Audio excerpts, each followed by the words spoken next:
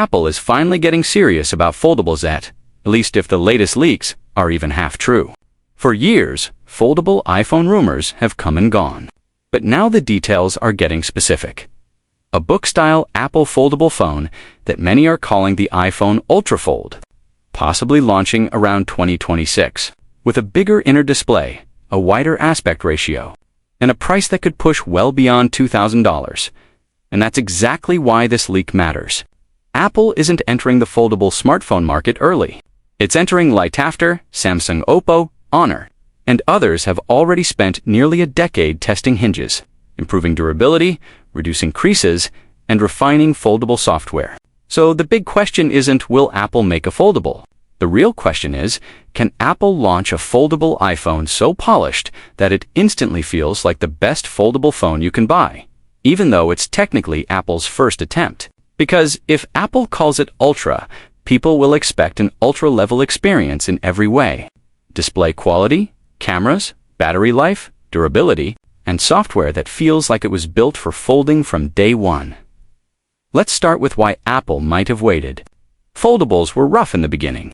Early models looked futuristic, but they were fragile, expensive to repair, and full of compromises. Over time, Samsung's Galaxy Z Fold lineup became the reference point for the category, and brands like Oppo and Honor pushed the hardware further, especially thinness, weight balance, and improved crease management. Apple's delay could be strategic. Watch competitors make mistakes. Let the supply chain mature, and then arrive with something that feels finished. But arriving late creates pressure. If the iPhone Ultrafold launches in a market full of mature foldables, it can't feel like a first-generation experiment. It has to feel inevitable, like this is what foldables were always supposed to be. Now, here's where the leaks get interesting. The rumored design is different. Instead of copying the tall, narrow feel of many Android foldables, Apple is rumored to be going wide, with an inner display around 7.8 inches and a 4:3 aspect ratio. That's a very iPad-like shape, and it could be the key to Apple's entire strategy. Think about it. A 4:3 foldable iPhone, opened up, could look and feel like a pocketable iPad mini. That means reading, browsing, email, editing documents, and multitasking could feel more natural than on narrow foldable screens. Apple could position this as a true hybrid device on iPhone when closed, and an iPad-style productivity mini tablet when opened. But that same choice could create a trade-off when the phone is folded. A wider inner screen often means a cover display that might feel shorter and wider, compared to the tall cover screens people are used to, and usability matters. If the folded iPhone Ultra is harder to use one-handed typing, scrolling, quick photos, quick replies, that's a problem. Because the cover screen is what you'll use most throughout the day. Display specs are also a huge part of this leak. The inner screen is rumored to be a 7.8-inch LTPO, OLED with a 120 Hz refresh rate, and the cover screen is rumored around 5.5 inches. Also, LTPO, OLED and 120 Hz, that sounds like flagship level hardware. And if Apple nails brightness, color calibration, touch response near the fold, and long-term durability, this could be one of the smoothest foldable display experiences ever. But foldables live and die by two things: the hinge and the crease. It doesn't matter how good the spec sheet looks if the crease is distracting. The hinge feels loose over time, or dust and debris cause issues. Samsung has years of hinge iteration behind it. Oppo and Honor have pushed thin designs that still feel solid. Apple has to prove its hinge is durable, consistent, and premium from day one, because at this price point, people won't tolerate first-gen problems. Speaking of thinness, another rumor is that Apple is aiming for an extremely thin body, around 4.5 millimeters unfolded and roughly 9.5 millimeters folded. If Apple actually achieves that while keeping the frame rigid and the hinge strong, that would be a major flex. Some leaks mention titanium and aluminum. Materials: titanium for strength around stress points and aluminum to keep weight reasonable and help with heat dissipation. That's the kind of material strategy you'd expect from a device, trying to be both luxury and durable. Now, let's talk about the feature compromises, because the leaks suggest Apple might have to make some painful decisions. One of the biggest rumors is that Face ID could be missing. Not because Apple doesn't want it, but because the foldable display and thin design may not leave room for the TrueDepth camera system. Instead, Apple could bring back Touch ID and the power button, similar to what we've seen on some iPads. That would be a shock for a lot of iPhone users. Face ID is deeply baked into the iPhone experience. It's fast, it's seamless, and it's part of what makes an iPhone feel premium. Touch ID is still good, sometimes even more convenient in certain situations, but removing Face ID from a product called Ultra will immediately spark debate. And then there's MagSafe. Some reports suggest MagSafe could be missing or limited due to the foldable design and internal layout.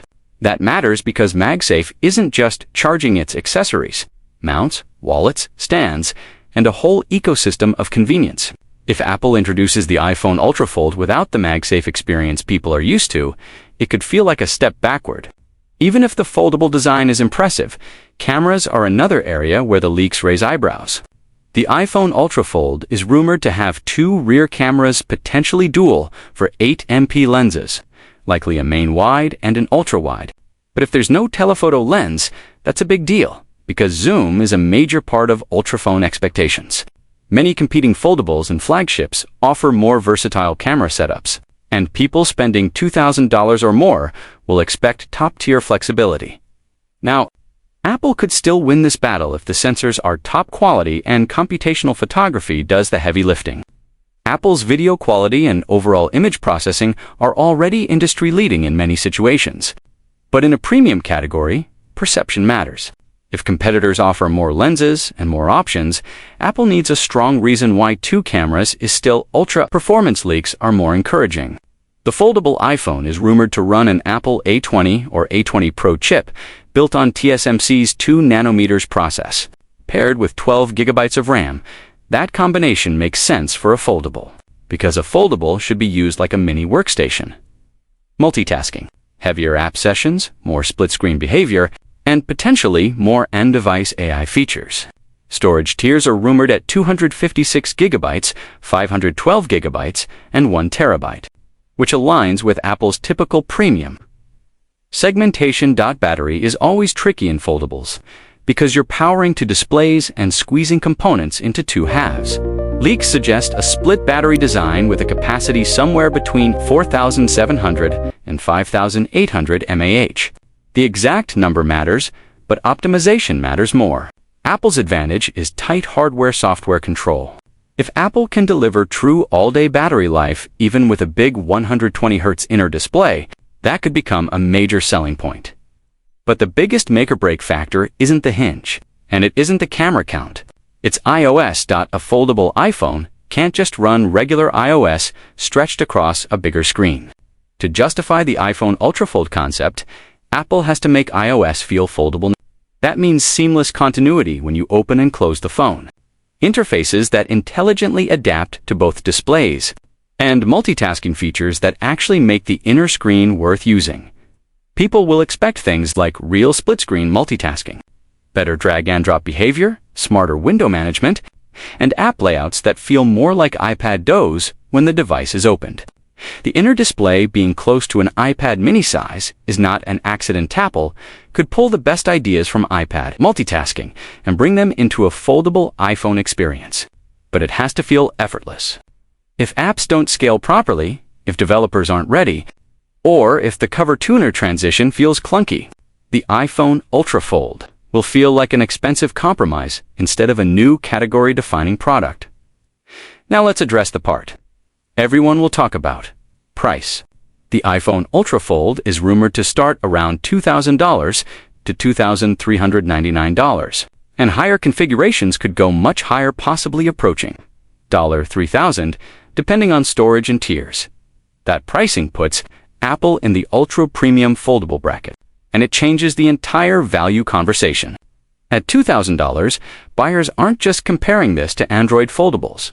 They're comparing it to a full Apple lineup.